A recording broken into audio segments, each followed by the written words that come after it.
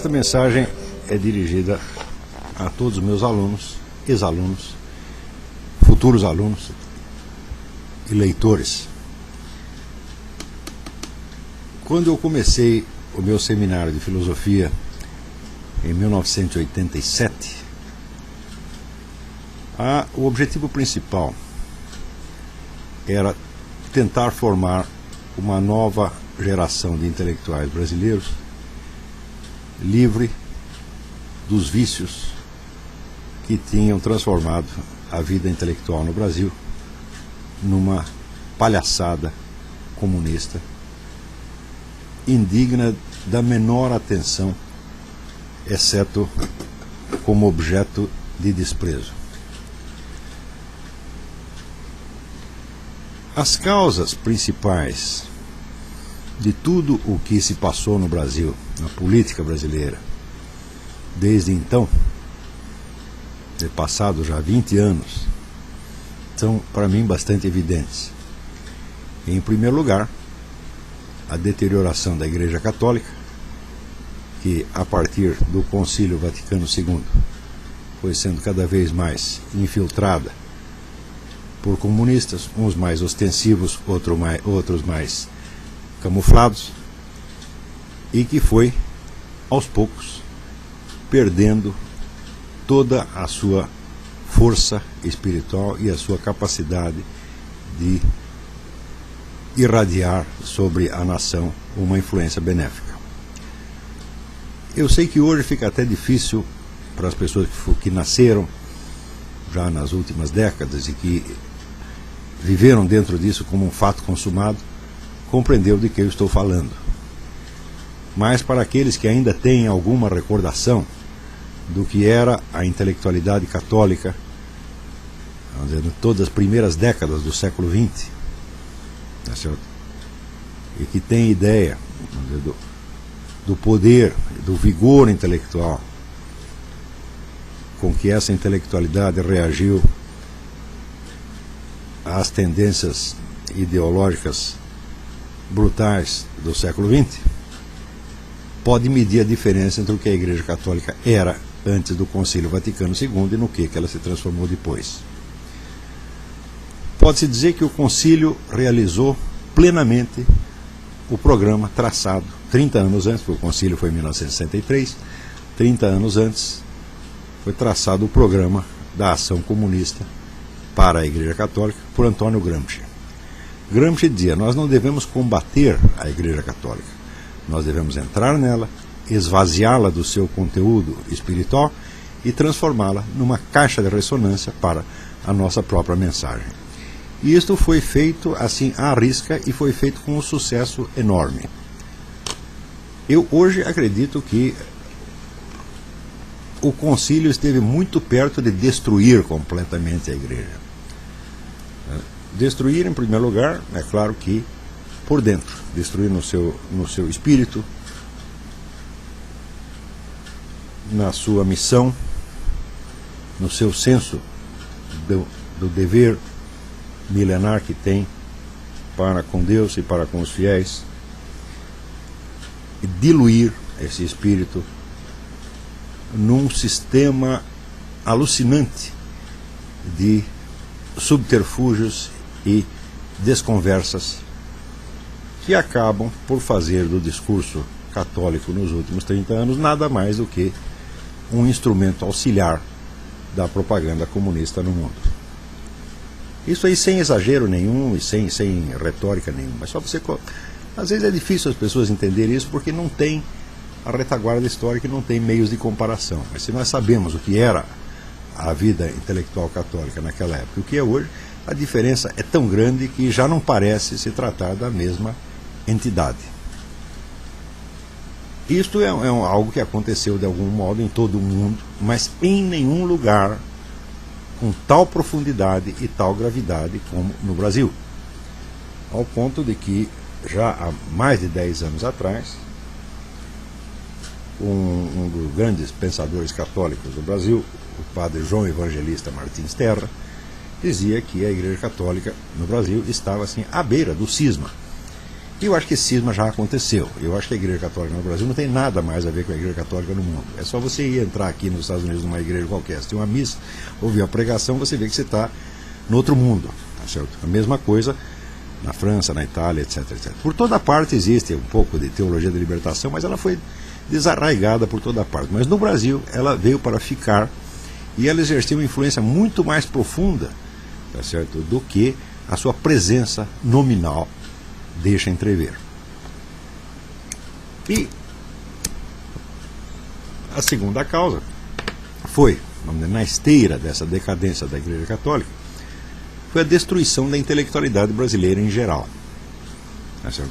Que se tornou, aos poucos, vamos dizer, apenas uma militância a serviço, seja da propaganda comunista ostensiva, seja, o que é pior, vamos dizer, da diluição da mentalidade conservadora e liberal em fórmulas que, de um modo ou de outro, facilitam a penetração comunista.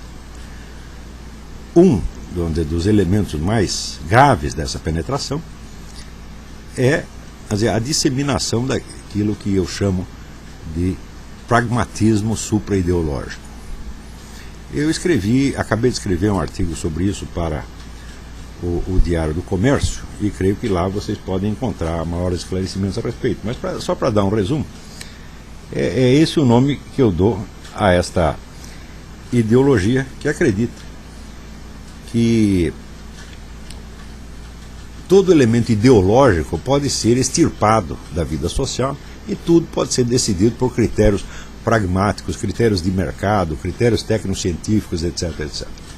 Essa ideologia, que ela própria é uma ideologia, evidentemente, ela se disseminou muito rapidamente nos meios empresariais e, sobretudo, entre os chamados liberais, embora ela em si mesma, na sua origem, seja o que possa haver de mais oposto ao liberalismo, porque e também não tem nada a ver com pragmatismo no sentido de William James. Que no Brasil a palavra pragmatismo adquiriu o sentido, vamos dizer, uma espécie de praticismo imediato, que não é o espírito do pragmatismo do William James. E a verdadeira origem do pragmatismo supra-ideológico é, no fim das contas, o positivismo de Comte. Quer dizer, Comte acreditava praticamente numa eliminação da política, a sociedade seria entregue, vamos dizer, a tecnocratas que decidiriam tudo numa base, vamos dizer, da administração racional. Então, na medida em que o pragmatismo supra-ideológico infecta as próprias camadas liberais e, sobretudo, as lideranças empresariais, o que acontece? Elas se tornam totalmente desarmadas para a luta política, porque elas apostam tudo na economia, tudo no progresso econômico, e, em nome do progresso econômico, colaboram até com os governos comunistas, como a gente vê agora acontecendo com o Lula. Quer dizer, todo o empresariado correndo, vamos dizer, para ajudar o Lula para que o Brasil progrida, porque eles acreditam piamente que se o Brasil progredir, qualquer país progredir, ficar rico, etc., na base da economia de mercado, estará livre do socialismo, quando é exatamente o contrário. Quer dizer, o progresso econômico não vacina ninguém contra o socialismo, exatamente ao contrário. Nunca houve uma revolução socialista num país que estivesse economicamente declinando, só em países que estavam crescendo, a começar pela Revolução Francesa. A França era o país mais próspero da Europa, pelo menos 50 anos antes da Revolução. Do mesmo modo, a Rússia, nos últimos 50 anos do século XIX, a Rússia foi o país que mais cresceu economicamente na Europa. E justamente este crescimento é que produz, vamos dizer, a agitação socialista. Produz como? O próprio crescimento da economia produz automaticamente uma ampliação dos serviços estatais. Então você precisa recrutar as pessoas para a função burocrática. Tá certo? Então a função burocrática se torna, vamos dizer, um meio de ascensão social para muita gente das camadas populares. Acontece que, vamos dizer, nenhuma burocracia cresce, né, com a velocidade com que crescem as ambições aí despertadas pela promessa de emprego na burocracia. Tá certo? Então, essas ambições, o canal para realizá-las é evidentemente o ensino, a educação. Então, você tem primeiro uma ampliação relativa da burocracia estatal. Em volta você tem uma ampliação muito maior do sistema de ensino. tá certo? E em volta do sistema de ensino você tem uma ampliação muito maior das ambições de ascensão social através da burocracia. Então, acontece que aí surge uma camada social de aspirantes à burocracia que serão frustrados no meio da sua carreira, porque nem todos aqueles que entram, vamos dizer, no ensino universitário, na educação universitária, na esperança de subir na burocracia, são uma parcela ínfima. Então você tem permanentemente um exército de pessoas relativamente educadas, semi-educadas, tá certo? Muito mal educadas, tá certo? Que não têm uma função na sociedade. Então esses vão alimentar o quê? Vão alimentar a classe revolucionária. Eles são a classe revolucionária. Quer dizer, quando se diz que os intelectuais são a classe revolucionária, preciso entender que a palavra intelectuais aí não quer dizer as pessoas que se dedicam realmente a atividades intelectuais, mas quer dizer esta semi-intelectualidade universitária, tá certo? Que é produzida e jogada no mercado em quantidades cada vez maiores a cada ano, tá certo? Criando um exército, tá certo? De inúteis que, por causa do seu rudimento de educação adquirido na universidade, se acredita melhor do que o restante da sociedade e capacitado para assumir o seu comando, modificá-la, etc, etc. Esta é sempre a raiz sociológica da classe universitária. Claro que o surgimento da mentalidade revolucionária tem outras causas, outras raízes, tá certo? Que eu mesmo tenho estudado numa série de investigações que vão compor o meu livro ou livros chamado Mentalidade Revolucionária. Mas, sociologicamente, a explicação é mais ou menos esta. É o fenômeno do que eu denomino a burocracia virtual. Então, eu acho que não existe país onde a burocracia virtual tenha crescido mais do que no Brasil. Eu me lembro que ainda no tempo do regime militar havia o fenômeno dos chamados excedentes. Excedentes eram os alunos que faziam o vestibular e que passavam no vestibular, mas que não tinha vaga para eles na universidade. O governo militar, esperto como ele só, achou que devia abrir uma universidade em cada esquina e satisfazer a demanda desse pessoal por educação. Na verdade não é educação que eles querem, querem apenas um diploma para poder penetrar no funcionalismo público. Uma pesquisa recente mostrou que menos de 2% dos universitários brasileiros aspiram a tornar-se empresários. Todos querem emprego, 98% querem emprego. E desses 98%, certamente a maioria quer emprego ou na burocracia estatal ou na própria universidade. Portanto, a universidade brasileira é essencialmente uma formadora de burocratas. Ela não é a formadora da classe dominante no sentido capitalista, como dizem os marxistas. Eles mesmos, essa é a coisa mais incrível do mundo, porque o próprio professor marxista que trabalha na universidade, que está dentro da burocracia, que está vivenciando aquela situação sociológica que ele deveria ser capaz de identificar, ele mesmo diz que a universidade existe para formar a classe dominante capitalista. Tá certo? Quer dizer, a situação existencial dele desmente o que ele está dizendo. A universidade no Brasil existe para formar a burocracia e, sobretudo, para formar a burocracia virtual, isto é, a militância. Então, de algum modo, a universidade brasileira estava destinada a se tornar aquilo que se tornou mais tarde, quer dizer, uma gigantesca escolinha do MST, tá certo? Onde a filiação marxista do indivíduo é suficiente para qualificá-lo como professor universitário e fazer dele, talvez até na opinião dos outros, um intelectual eminente. Embora sejam todos semi-analfabetos, como o Dr. Emir Sader, tá certo? Pessoas totalmente desqualificadas, vamos dizer, dedicadas inteiramente à propaganda comunista mais vulgar, pessoas que, digamos, nos 50 anos atrás não teriam uma posição de destaque nem mesmo no meio comunista. Porque 50 anos atrás havia, de fato, uma intelectualidade comunista com alguma exigência. Hoje em dia, no Brasil, não tem mais nem isso. O Brasil é um país onde até um desclassificado como Espartinho de Moraes se torna um grande intelectual. Por quê? Porque escreveu meia dúzia de trabalhos de propaganda comunista e de estratégia comunista. Isso é tudo que ele fez. Tá certo? Então, com isso, o nego se torna filósofo, tá certo? Era reconhecido como um grande pensador, etc.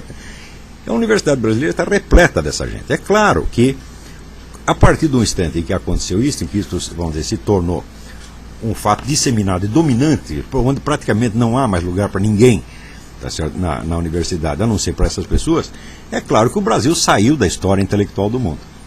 Se você comparar o que era a vida intelectual no Brasil nos anos 50, 60 com o que é hoje, tá certo? Você comparar um país do primeiro mundo com a Zâmbia, tá entendendo? não tem medida possível aí de comparação. Não é isso? 30, 40 anos atrás, nós ainda tínhamos aí vivos, tinha um Gilberto Freire, tinha um Otto Maria Carpo, tinha o Zé Guilherme Merkel, tinha pessoas vamos dizer, de relevância mundial. O que não quer dizer que não tenha hoje. A gente tem agora mesmo tem o Bruno Tolentino, mas essas pessoas ficam totalmente marginalizadas, elas não aparecem, elas não ocupam espaço nos suplementos culturais, elas não são estudadas nas universidades nem nada. O grosso da vida intelectual, seja na universidade, seja nos suplementos culturais, é só ou propaganda comunista, vamos dizer, um pouco, às vezes, na melhor das hipóteses, camuflada de debate letrado, ou então é interpromoção, interbadalação, interbajulação entre figuras partidárias. Então quer dizer que a vida intelectual foi tornada instrumento de ascensão social para organizações comunistas que realmente dominaram o espaço. Então quando acontece isso, o país está morto. Aliás, o país, quando vamos dizer, se deixa seduzir pelo comunismo, é porque já está muito doente, já está muito decadente. Então é mais ou menos como o indivíduo se deixar seduzir pelas drogas. Quer dizer, a experiência das drogas é uma coisa que o nego faz quando ele já está, por assim dizer, com o pé na cova. Ele já está querendo se destruir, então a droga ajuda a se destruir mais rapidamente. O comunismo é exatamente a mesma coisa. É a tentação final, né, que completa uma descida. Ele está descendo para os infernos. Ele chega na porta do inferno e bate. Na hora que bate, ainda entrega a droga ou a carteirinha do Partido Comunista. Tendo visto essa situação naquele tempo e tendo claramente uma certa antevisão do que viria nas décadas seguintes, e graças a Deus eu fui dotado com essa capacidade de fazer prognósticos históricos relativamente certos, não por adivinhação, nem por dons proféticos, mas por análise histórica muito bem fundamentada. Então naquela época eu já tinha mais ou menos percebido o que vinha por aí.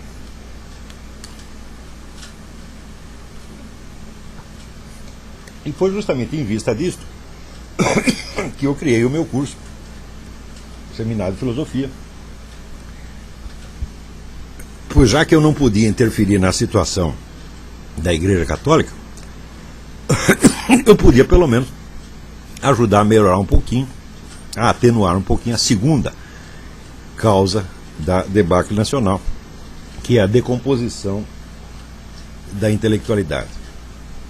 Eu assinalei isso então para mim mesmo como uma missão de vida. Assumi aquilo, consciente da dificuldade enorme do empreendimento, principalmente que eu percebi que nada se poderia fazer nesse sentido dentro da instituição universitária, seria preciso passar à margem dela.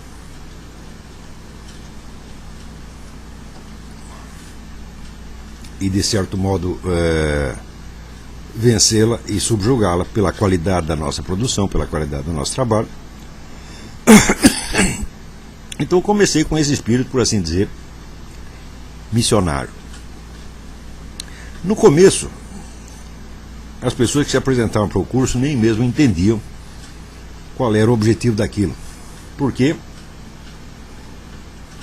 a vida cultural brasileira tinha se tornado tão decadente, tão burocratizada, que as pessoas só entendiam a atividade intelectual ou como show business ou como atividade profissional universitária. Eles não entendiam, vamos dizer, a busca de conhecimento, tá certo? Ou a aquisição de cultura como uma atividade que existe em si mesma e que na verdade é o centro inspirador de tudo isso.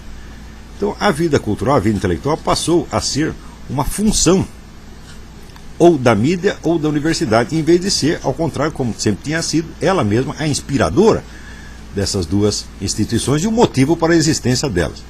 Então aí chegou-se à alienação total, quer dizer, aquela inspiração, aquele desejo, aquele objetivo, né, em vista do qual são criadas as instituições, são criados os meios, acaba sendo sufocado por essas instituições e por esses meios que se tornam eles próprios os fins.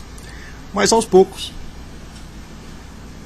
eu fui conseguindo transmitir às pessoas uma noção da vitalidade e da força da própria ideia de vida intelectual.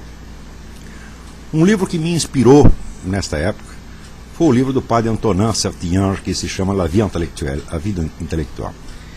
Esse livro praticamente decidiu a minha vida, certo? Muitos anos antes disso. E o livro foi das obras que me inspiraram para montar o seminário de filosofia. A ideia central do seminário, da estratégia dele, era tentar mostrar às pessoas a vida intelectual não como uma ocupação social ou profissional, muito menos como um hobby, tá certo?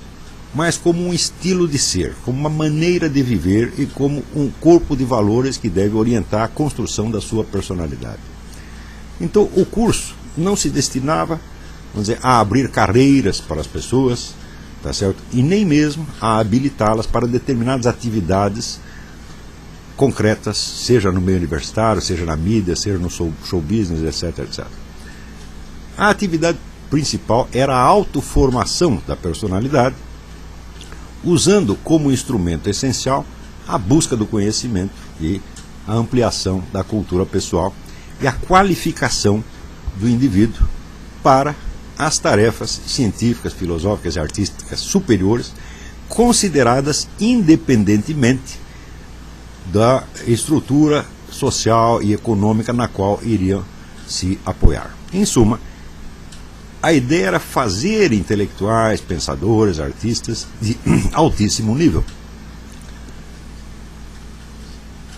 Mais ou menos do estilo que existia, por exemplo, no Brasil nos anos 30. Para vocês terem uma ideia de como era isto, o que era ser um escritor no Brasil nos anos 30? Eu vou lhes dar um exemplo. O exemplo é, por exemplo, o meu falecido amigo Herberto Salles. O Herberto Salles era um sujeito do interior da Bahia, comerciante do interior da Bahia, que ficou durante anos e anos a fio estudando a obra dos grandes ficcionistas, Stendhal, Balzac, Dickens,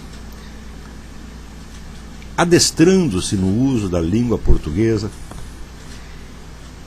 e coletando a linguagem da zona de mineração que existia na Bahia.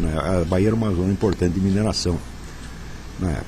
E ele visitava frequentemente ali essas minas, conversava com os mineiros e ia anotando todo o vocabulário específico daquela região. Isso foi anos e anos e anos de trabalho.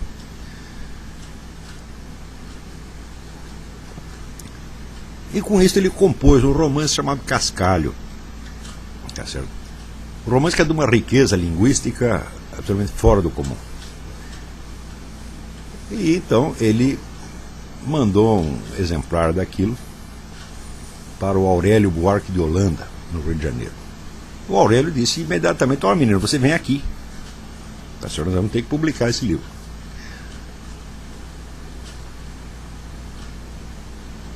Um episódio semelhante, um trajeto semelhante aconteceu com o grande romancista brasileiro, Graciliano Ramos. Graciliano Ramos era também um comerciante, só que em Alagoas, no interior de Alagoas, e era uma pessoa tinha boa reputação na região, chegou a ser prefeito de uma cidadezinha, Palmeira dos Índios. E ele, cada fim de ano, ele fazia um relatório para a Câmara de Vereadores. Por uma coincidência, 2 desses relatórios chegaram ao conhecimento do poeta Augusto Frederico Schmidt, no Rio de Janeiro, o qual era também um empresário e editor. E o Schmidt leu aquilo e falou: esse sujeito é um escritor, isso aqui está muito bem escrito, está bem escrito demais. Tá certo? Quer dizer, é claro que esse camarada é um escritor no sentido eminente do termo, então ele deve ter um romance na gaveta. Tá certo? Eu conto esses 2 episódios para vocês verem como os intelectuais de grande reputação na capital do país, que era o Rio de Janeiro, eles estavam atentos para a descoberta de talentos no Brasil. Isso por um lado. Por outro lado, você vê que naquela época o escritor não era o sujeito que publicava livros. Publicar livro qualquer um pode fazer. O escritor era um indivíduo que se adestrava no domínio da arte e que tentava ser o melhor possível, mesmo que ninguém jamais o conhecesse e mesmo que nenhum de seus livros jamais viesse a ser publicado. Portanto, a atividade de escritor tinha um certo sentido até sacerdotal, era uma verdadeira dedicação. Tá certo? Então, isso quer dizer que aqueles valores que eu tinha aprendido ali com o padre Sertian no livro A Vida Intelectual, eles não eram apenas uma coisa ideal, não, eram valores que realmente orientavam muitas pessoas, tá certo, na sua vida particular, pessoas que davam muito mais importância para ser escritores verdadeiramente, isso é, ter o domínio dos meios artísticos, do que para publicar um livro, dar entrevista, entrar para a Academia Brasileira, essa coisa toda. Hoje, esta dedicação à arte da escrita simplesmente não existe mais, as pessoas não sabem o que é isto. Se elas soubessem, então perceberiam o que aconteceu no Brasil nos últimos 30 ou 40 anos. Perceberiam que a literatura brasileira acabou. Tá certo? E que, no máximo, sobrou aquilo que se chamava vida literária. Né? Existe um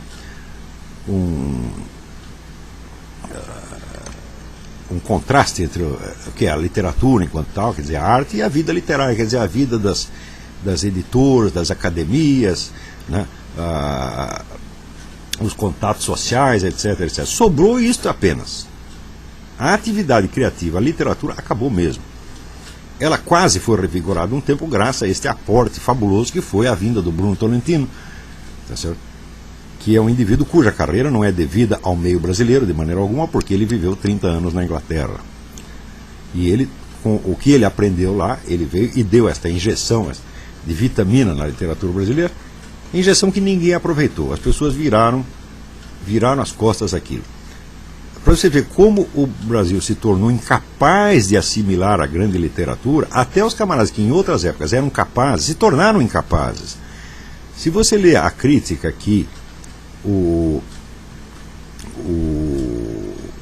Wilson Martins, que é um crítico que outrora teve alguma consciência literária, fez do livro do Bruno, A Balada do Cárcere, onde a única coisa que ele reparou foi: isso aí é um protesto atrasado contra a ditadura. O livro não tem nada disso, o livro tem aspectos infinitamente mais importantes do que isso, mas olha no que este idiota vai reparar. Quer dizer, até pessoas que eram qualificadas perderam a qualificação para poder se adaptar mais ou menos à mentalidade reinante.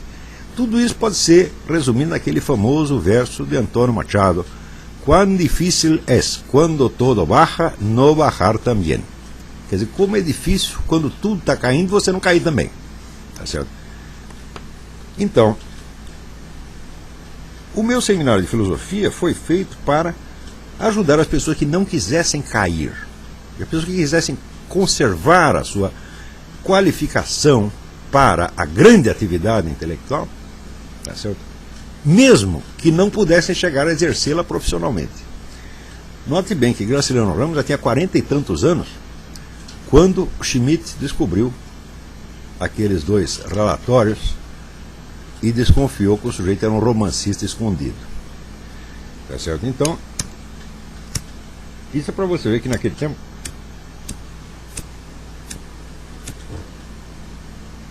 um escritor sabia que era mais importante ele ter efetivamente o domínio da arte do que ele publicar livros, né, brilhar nos círculos literários, etc. Hoje ninguém mais sabe disso. Vamos dizer, um sujeito que hoje em dia, tentasse aprimorar na arte literária sem publicar nada, hoje em dia seria tido como uma pessoa anormal, como um doente mental. Porque qualquer atividade que não tenha um encaixe social e econômico imediato é considerado ou loucura, ou hobby, ou gosto, arbitrariedade, frescura. Né? Ou seja, os valores efetivos da vida intelectual, da arte, eles desapareceram, as pessoas não sabem mais o que é. Mas eu ainda sabia, ainda tinha alguma ideia do que era isso.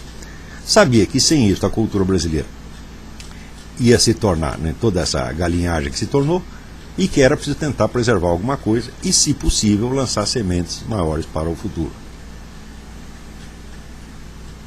O objetivo inicial, é claro, não era de ordem política, era de ordem cultural, quer dizer, era preservar certas possibilidades humanas que estavam sendo esfareladas rapidamente pelo desenvolvimento da situação. Mas é claro que vamos dizer, a significação política disso logo aparece e ela se evidencia, por exemplo, no meu livro O Imbecil Coletivo, tá certo? Que é vamos dizer, um contraste entre a vida intelectual tal como nós a praticávamos, tal como eu a praticava e eu a transmitia aos meus alunos dentro do seminário, e o que nós vimos em volta nos suplementos literários, nas academias, nas universidades, etc, etc. A diferença de nível entre o que nós fazíamos e o que estava ali em volta era assim, absolutamente brutal. Quer dizer que aquilo que no Brasil, em geral, se entendia como intelectual, como escritor, era o que nós considerávamos um analfabeto, um incapaz, um inepto total. Porque a nossa medida de qualidade, a medida de alta exigência, era muito maior do que esses camaradas conseguiram sequer imaginar. Você vê que entre os intelectuais eminentes que se destacaram nos últimos anos, está aí o senhor Emir Sader, que escreve Getúlio com LH, tá entendendo? E assim por diante, né? Se vocês notarem, por exemplo, você pegar esse manifesto de intelectuais feito aí em defesa do Quartim de Moraes e ver as notas que acompanham as assinaturas, vocês vão ver coisas do arco da velha. Quer dizer, você vai ver professor universitário que diz lá, escreve naziofascismo, outro que escreve, me chama de antiético, tá entendendo? E assim por diante, quer dizer, são analfabetos, não é semi-analfabetos, são analfabetos, tá certo? Absolutamente incapazes, tá certo?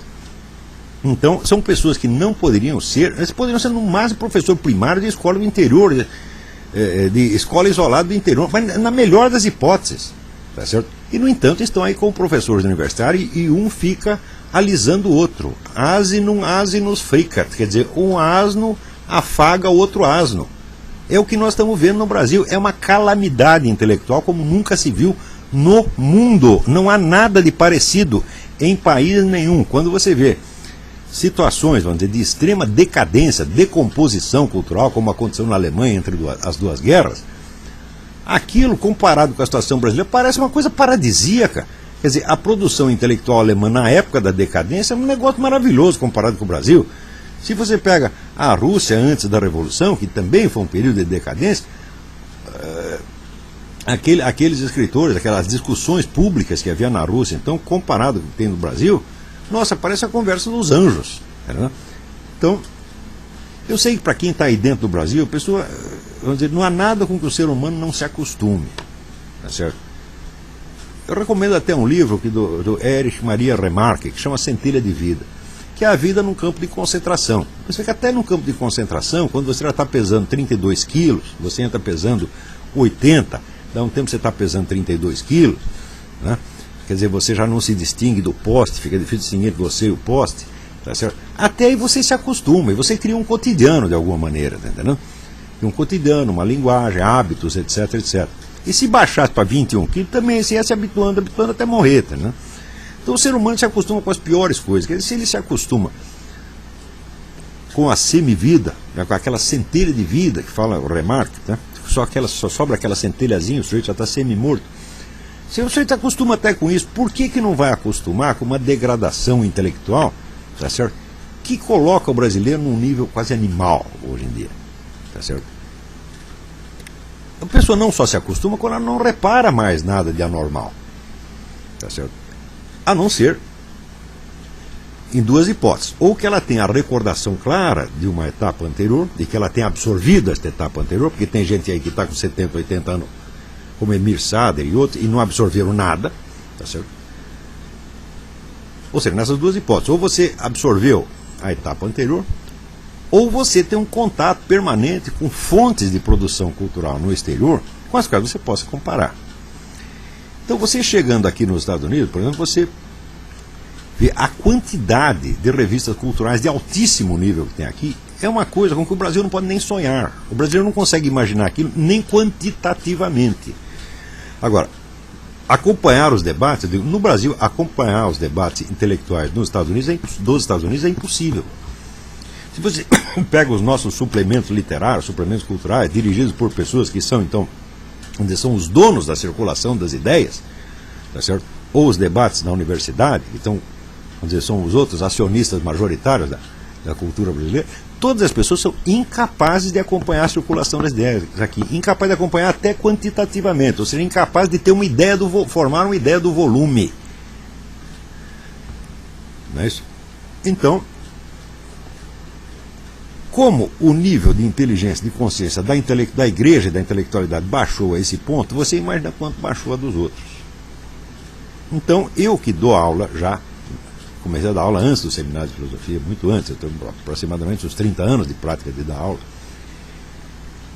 Eu vejo a inteligência das pessoas baixar dia a dia. Eu vejo que as explicações mais simples criam dificuldade para as pessoas. Eu não consigo explicar mais nenhum conceito, por mais elementar que seja, que a pessoa não faça imediatamente milhares de confusões. E as confusões se expressam, sobretudo, em objeções mal feitas. Quer dizer, quanto menos o indivíduo entende, mais ele quer discutir.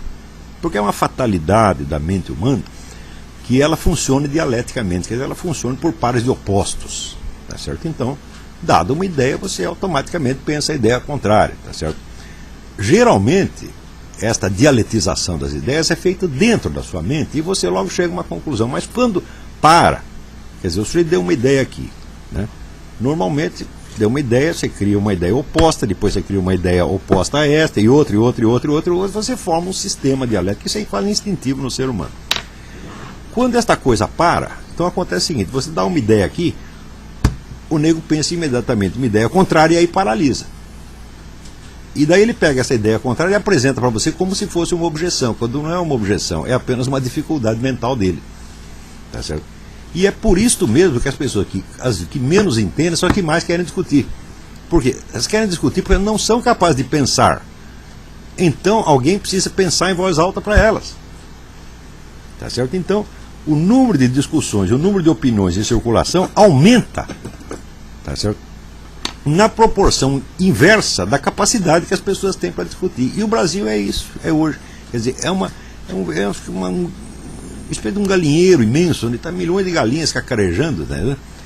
Nada do que se fala tem valor, nada do que se fala tem sentido. E, de fato, no meio brasileiro, um ensino tal como eu havia planejado no início para o seminário de filosofia se tornou praticamente inviável. Esse é um dos motivos da minha vinda aqui para os Estados Unidos.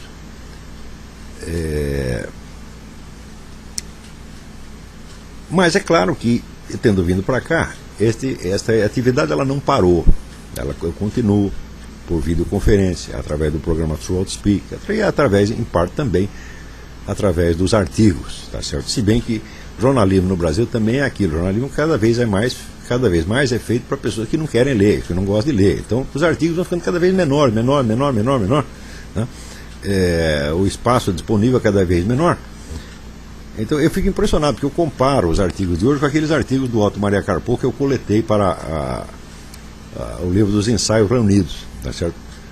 Um artigo daquele tamanho hoje seria impossível sair em qualquer jornal brasileiro. Os jornais aumentaram formidavelmente de tamanho, mas a extensão do texto vai diminuindo. Quer dizer, tem cada vez mais papel e menos texto, e, portanto, menos conteúdo, menos ideia. Note bem que num artigo de uma laude e meia, você pode emitir uma opinião, mas você não pode argumentar em favor dela. Quer dizer, o enunciado da opinião já leva uma laude e meia. Então você não pode raciocinar, você não pode dialetizar, você não pode trazer os prós e contras. Você tem apenas que dar a opinião pronta, sem justificação. Tá certo? Eu tento, vamos dizer, quase que por artes mágicas, comprimir um rudimento, pelo menos, de argumentação ali dentro, com maior ou menor sucesso. Mas, em geral, as pessoas nem mesmo argumentam. Elas dizem, eu acho isso e está acabado. Entendeu? E é o que o espaço permite. Muito bem. Mas, ao longo do tempo, eu vi que o ambiente social, cultural, mental brasileiro era tão hostil à vida intelectual, tal como ela tinha sido conhecida em outras épocas, que a minha proposta mesmo era frequentemente mal compreendida pelos próprios alunos. Tinha muita gente que passava ali pelo curso, gostava até do curso, porque aquilo o animava, dava vamos dizer, tirava o sujeito do ambiente de estupidez cotidiana e lhe mostrava, vamos dizer, a existência de um outro mundo de conhecimento, um mundo luminoso, assim, o sujeito gostava de ver aquilo. Mas entre você gostar de ver e você querer conquistar aquilo para você é outra coisa, tá certo? Então, em primeiro lugar, havia esse defeito que eu vou chamar o diletantismo. Quer dizer, eu ia na aula, de certo modo, alguns diziam, eu venho aqui para recarregar as baterias. Quer dizer, ele ia lá, levava uma injeção de inteligência, se sentia inteligente por 15 minutos, e aquilo lhe dava um certo ânimo de continuar vivendo, tá certo, o resto da semana. Né? Outros que eram um pouco mais estudiosos, esforçados, eles vinham ali com a ideia de entrar na vida intelectual, não no sentido que eu estava propondo, mas no sentido da atividade social correspondente. No sentido que eu estava propondo, tá certo? A qualificação pessoal era tudo. E a atividade externa era nada. Era uma coisa para deixar para depois, quando viesse. Então eu falava, olha, vocês têm que se preparar durante 20 ou 30 anos, em silêncio, com modéstia, tá certo? Com dedicação, com humildade, tá certo? E depois, quando vocês forem homens maduros, como era Graciliano Ramos ao estrear com o seu primeiro livro, Caetés, que aliás nem era muito bom livro, depois é que ele foi acertar. Ou como eu mesmo fiz, porque eu estreiei em livro aos 48 anos, mais tarde ainda que o Graciliano, tá certo? O Graciliano e o Jorge Bernanos eram consideradas estreias muito tardias, porque eram 43, 42, 43 anos. Eu fui mais tardio, então fui 48. Tá certo? Mas no Brasil era preciso fazer isso. Quer dizer, a situação era tão calamitosa que era necessário formar pessoas que tivessem uma grande força interior, tá certo? Uma grande dedicação aos valores supremos da vida intelectual, da vida espiritual, etc. Daqui a pouco eu esclareço mais a ligação entre vida intelectual e vida espiritual. Acontece que os negros lá estudavam 1 ano, 2 anos, já que começavam a querer escrever na mídia, aparecer, dar palpite, etc. Quer dizer, dispersavam. Eu chamava isso de ejaculação precoce. Tá certo? O que esse pessoal todo produziu? Nada que preste. Quer dizer, foram lá buscar 2 minutos de fama. Eu falei, mas não é nada disso que eu estava propondo. Eu estava propondo uma longa formação, tá certo? Um longo trabalho discreto, silencioso, humilde, como aquele que eu mesmo fiz, tá certo? Porque eu não comecei a dar palpite em público antes dos 40 e tantos anos, tá certo? Eu me preparei longamente para isso. Eu queria que a pessoa fizesse a mesma coisa, fizesse o que fez o Herberto Salles, que fez o Graciliano Ramos e o que eu mesmo estava fazendo.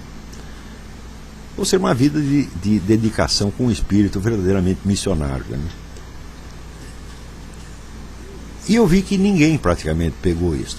Por quê? Porque o ambiente brasileiro era aquele ambiente de excitação superficial, imediatista, onde praticamente o ritmo da televisão, o ritmo do jornalismo cotidiano, determina a vida das pessoas.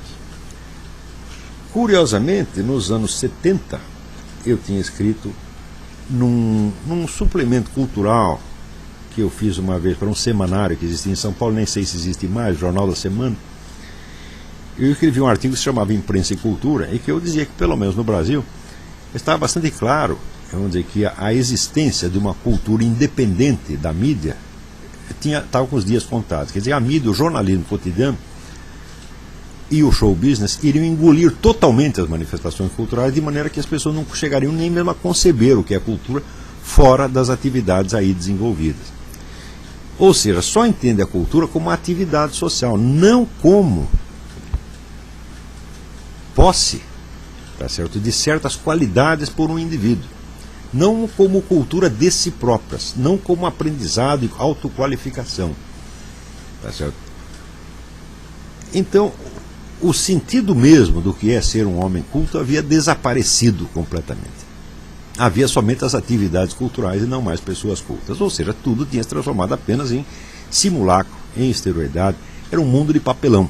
E justamente para impedir que tudo se transformasse em coisa de papelão é que eu inventei este seminário.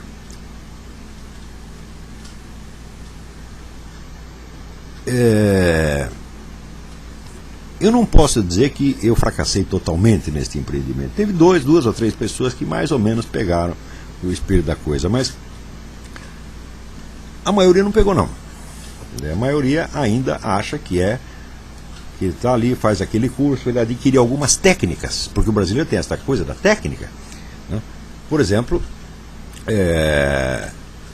o pessoal acha que adquirir cultura não é você formar novas ideias, novas percepções da realidade, aprofundar a sua percepção, aprofundar a sua compreensão, aprofundar sua, vamos dizer, consolidar a sua maturidade. Não.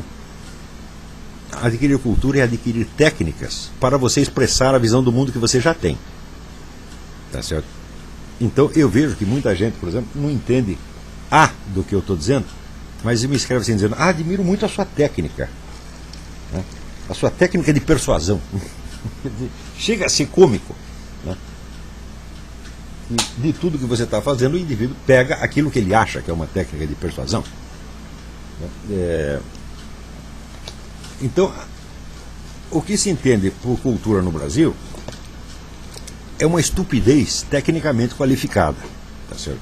Tecnicamente qualificada para quê? Para brilhar em público, para influenciar pessoas, etc, etc. Então, é claro que isso é de uma degradação moral, intelectual imensurável. Tá, não é uma coisa que nem vale a pena discutir, porque é tão baixo que não merece nem atenção.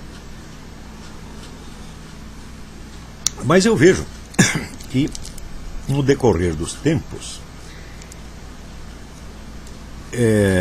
este projeto ele acabou resultando em alguma interferência política que eu acabei tendo nas discussões públicas. Por quê? Porque junto com o reino da estupidez veio a ascensão de toda esta camada revolucionária, que toda hora você vê gente dizendo: no Brasil tem 60 milhões de pessoas morrendo de fome. Não tem ninguém morrendo de fome, não. Isso é ridículo, né? Pessoas que acreditam: os americanos estão invadindo a Amazônia. Não tem nenhum americano invadindo a Amazônia. É pessoa que vive num mundo de mitologia caipira, tá entendendo? Quer dizer, aquela coisa que, noticinha que passou a circular numa cidade interior, que todo mundo acredita ali, que as pessoas repetem isso como se fosse uma verdade de evangelho.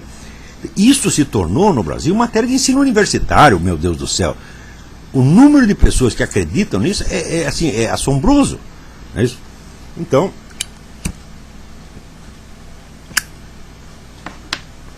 e não adianta absolutamente você avisar as pessoas disso aí, tá certo?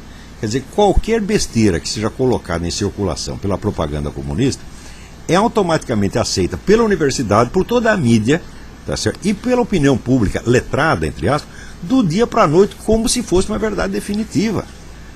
Não está aí a Folha de São Paulo dizendo que centenas de milhares de mulheres morrem anualmente de abortos ilegais? Quando você vai ver as estatísticas do SUS, o número de mulheres que morrem de aborto ilegal no Brasil por ano é 6, 7, 8 pessoas. É exatamente isso, tá certo? Né? E pior, quando a gente vai ver quais são as entidades que fomentam os abortos ilegais, são as mesmas que fazem campanha pela legalização do aborto. Então é claro que tudo isso é uma mentira sórdida, que as pessoas que fazem isso deviam estar na cadeia, tá entendendo? As pessoas que alardeiam isso, inclusive esse ministro da Saúde tinha que estar na cadeia, porque é propaganda enganosa para obter vantagem política, é claro que é um crime, tá certo? Então, mas essas coisas são acreditadas no Brasil automaticamente. Por quê? Porque as pessoas se tornaram burras, muito burrinhas. Vocês não têm ideia da diferença de nível entre o brasileiro letrado e qualquer pessoa aqui dos Estados Unidos. As meus vizinhos aqui, uma é enfermeira, a outra é, por exemplo, bombeira aposentada, a velhinha, né? A outra é corretora de imóveis. As pessoas têm um nível de informação, tá certo? Um nível de compreensão das coisas que no Brasil, professor universitário não tem. Você conversa com o funcionário do banco aqui, parece que está conversando com o professor universitário. No Brasil, conversa com o professor universitário, está conversando com o lixeiro. Tá certo? O lixeiro não. O emissário não tem nível de lixeiro, tem nível do lixo. Tá certo? Se você interrogar o lixo, vai falar que nem o emissário. Tá, então, o que está acontecendo no Brasil é uma calamidade. Agora, como, vamos dizer, já faz parte dessa mesma doença a convicção de que a vida real é uma coisa e a cultura é outra, Então as pessoas acham que tudo pode melhorar no Brasil, pode melhorar a economia, melhorar a sociedade, melhorar a política, etc, etc. E depois de tudo isso melhorar, nós vamos pegar um negócio chamado cultura, como se fosse a cereja em cima do bolo, e botar ali. Essa visão é absolutamente psicótica. Quer dizer, como é que o nego pode primeiro resolver todos os seus problemas e depois se tornar inteligente? Não teria que ser o contrário, ele primeiro se torna inteligente, daí você vai resolver os problemas. Então, o único problema urgente que tem no Brasil, tem dois problemas. Tem o problema espiritual e tem o problema intelectual.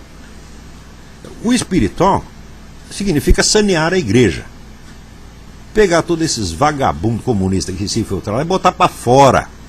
Eu me recuso a chamar um desses caras de eminência. Tá certo? Então, vamos dizer, eminência é sua mãe, você tá entendendo? Quer dizer, como que você vai pegar esses camaradas que são evidentemente comunistas infiltrados? Tá na cara, só tá escrito na testa, eu sou comunista. Tá certo? Ora, quem é comunista ou colabora com o comunismo está automaticamente excomungado, de acordo com o decreto de Pio XII, que foi depois, vamos dizer, confirmado por João XXIII. Qualquer colaboração com o partido ou o regime comunista é excomunhão automática. Então, se eu estou conversando com o nego, eu sei que ele já é um excomungado, ou seja, ele não é sequer um membro da igreja e está lá vestido de cardeal, eu vou tratar de eminência? Ora, que palhaçada é esta? Não tem eminência nenhuma ali, pô. Agora, pela situação da igreja, eu posso fazer pouca coisa, tá certo? Eu não tenho qualificação nenhuma para fazer pregação religiosa, nem para converter os infiéis, etc. O meu campo não é esse, meu. O meu campo é o da educação do intelecto. E o intelecto é a coisa básica, inclusive para a atividade religiosa. Por quê? Porque aquilo que você crê depende daquilo que você entende, meu filho.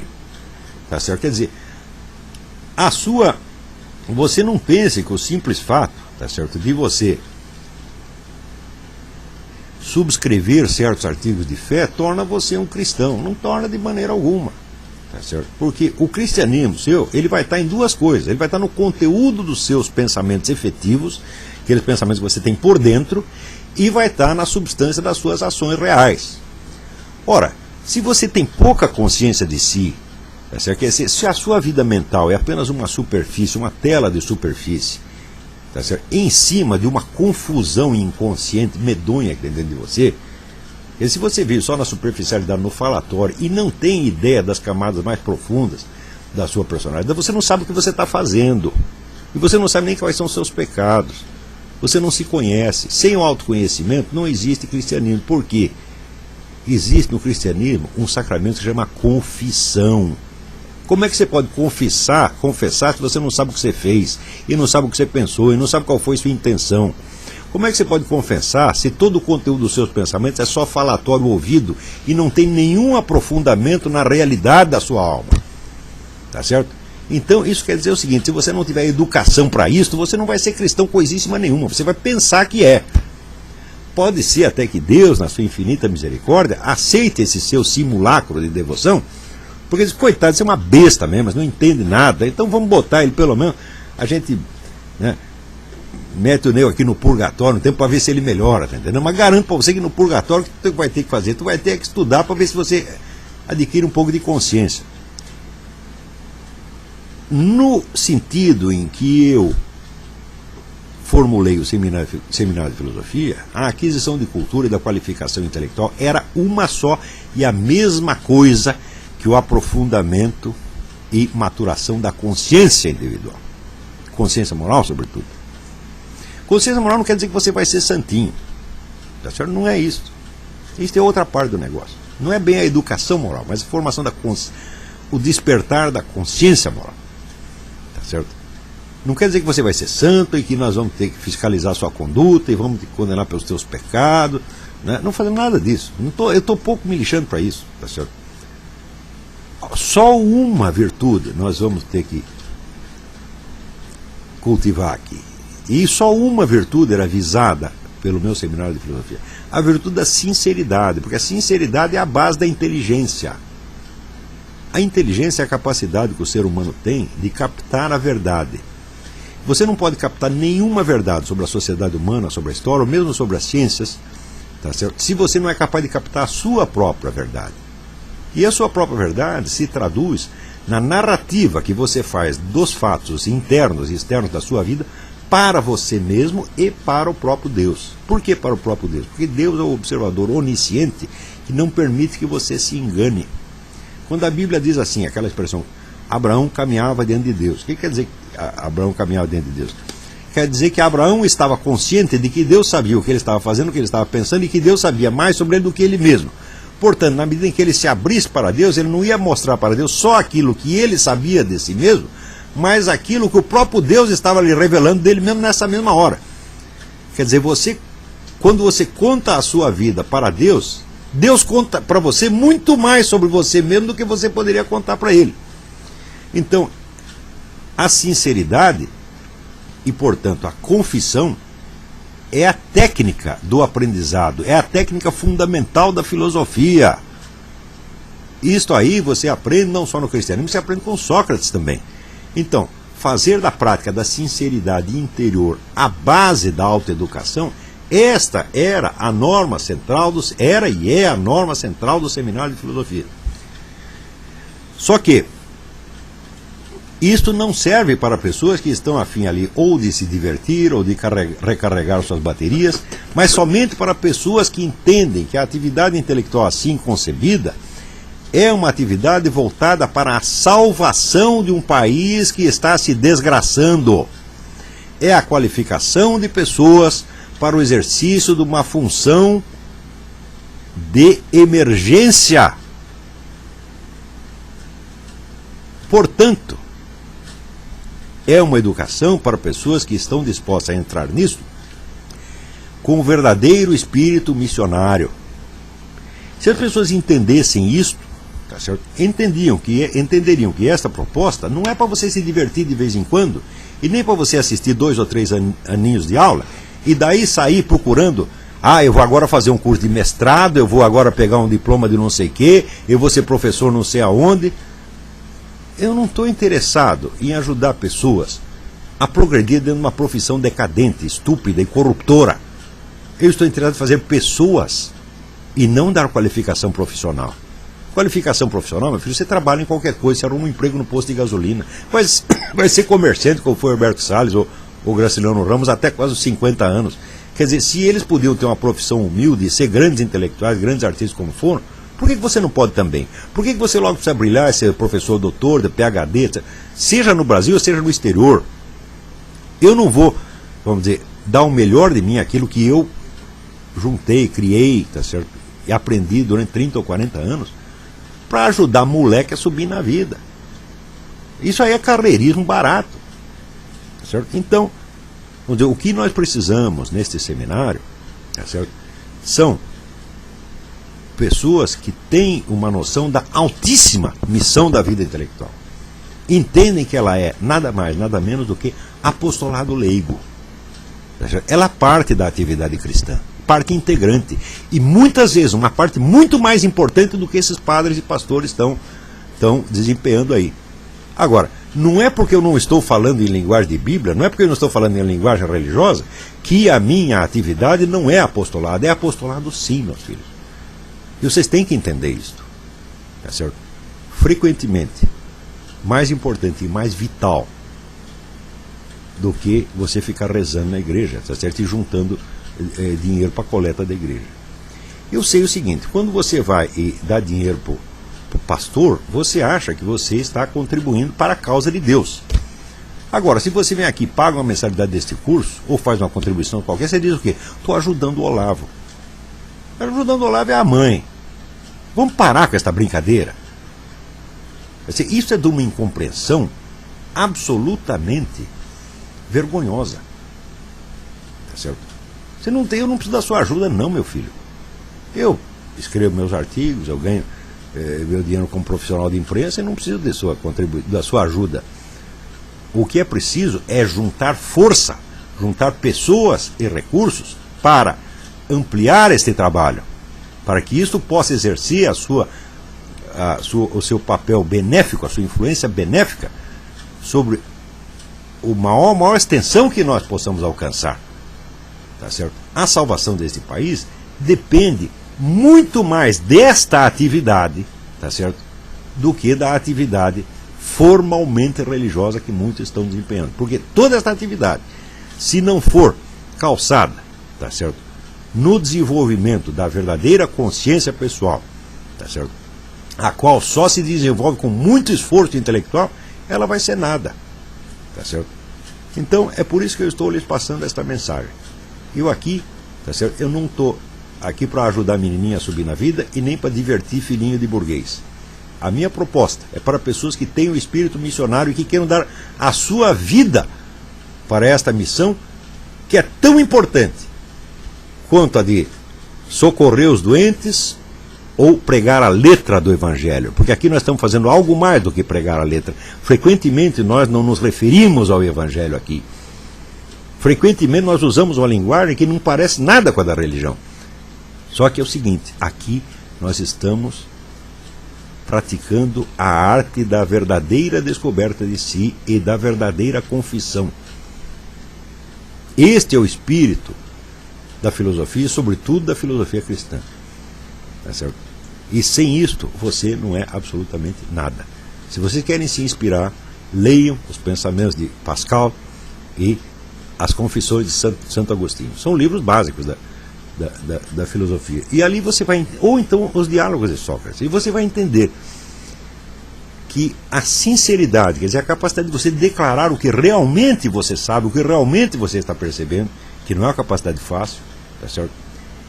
E você conseguir raciocinar a partir da realidade e não de palavras ouvidas, essa é a base da filosofia. E isto não é uma coisa que se aprenda como disciplina escolar. Isto é uma disciplina de vida. Isto é uma norma moral.